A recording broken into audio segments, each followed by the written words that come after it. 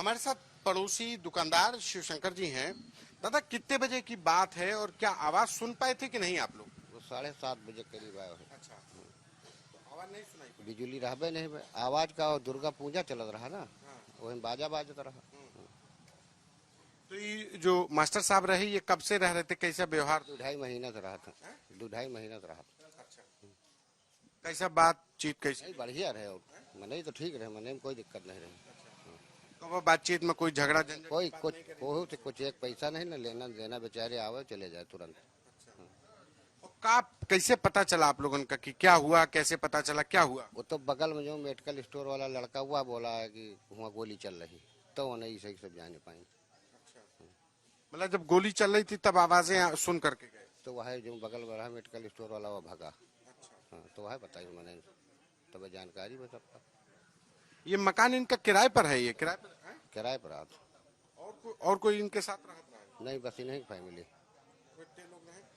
4 लोग मतलब पति पत्नी और दोनों बच्चे? बस। कभी कोई बात ऐसी नहीं कि कोई बात ही नहीं है भाई। कितनी देर में घटना हो गई होगी, मतलब कितनी देर लगी? अरे वो ज्यादा आधा घंटा में समझो का हो। 7:30 सब कुछ हो गया है? 7:30 बजे के बाद आए, वही बिजली रहबे नहीं बे।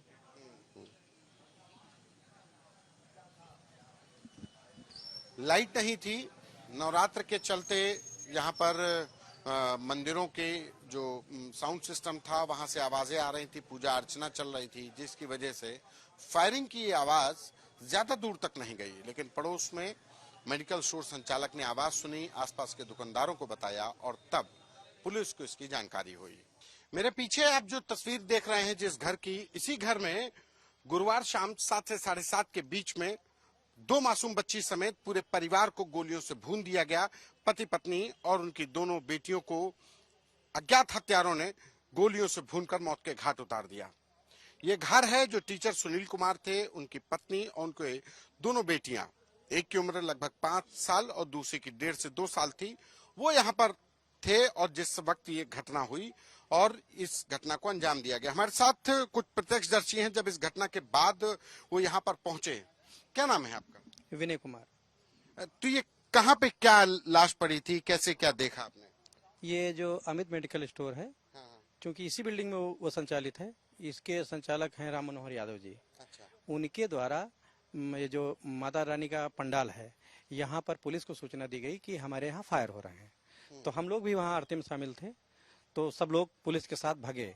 तो यहाँ आकर के हमने देखा ये लाशें पड़ी हुई थी। ये जो नल देख रहे हैं आप, ये पेंट की जो बाल्टी आपको दिखाई दे रही है, जो मग्गा दिखाई दे रहा है। अच्छा। तो शिक्षक की लाश उस जो ब्लड पड़ा हुआ वहां पड़ी थी। जस्ट जो टीचर सुनील कुमार थे वो उस हेडपंप के पास जो मग्गा पड़ा है वहां पर पड़े थे, और उनकी पत्नी जो इधर ब्लड पड़ा हुआ है यहाँ पड़ी थी। अच्छा, कच्चे पर। हाँ, यहाँ पे पड़ी थी। उसके बाद चूंकि शाम हो चुकी थी, अंधेला भी हो चुका था, लाइट तो थी लेकिन यहाँ पर्याप्त उजाला ज्यादा नहीं था। फिर हम लोग थोड़ा सा घबराहट में आ गए, बाहर गए, लोगों से बताया किस तरह की यहाँ घटना घट गई है। जो दोनों बेटियां थी वो कहाँ पर थी? वही इस जगह वो भी पड़ी थी, जमीन पर ही। एक ही चीज यहाँ पे, कहाँ पे थी? जहाँ वो ईटा है पड़ा हुआ है, हाँ, हाँ। पंखे के पास, वहाँ पे। अच्छा। वहीं पे पास में मैगजीन पड़ी हुई थी।